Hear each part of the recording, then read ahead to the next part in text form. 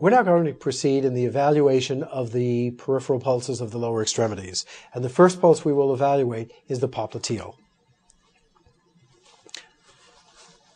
The popliteal is one of the more difficult pulses to feel, even though the pulse itself is relatively large and relatively strong.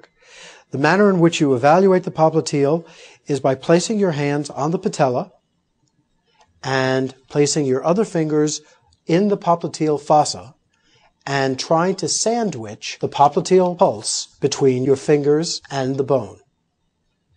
You may want to elevate the leg slightly, but do not have the patient elevate his or her leg. After one pulse, one goes to the other side and evaluates the other leg, as I'm demonstrating now. We're now going to move on to the distal pulses, the posterior tibial and the dorsalis pedis.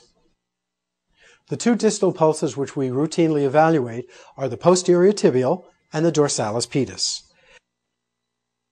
The posterior tibial runs along the leg down here and courses around the medial malleolus.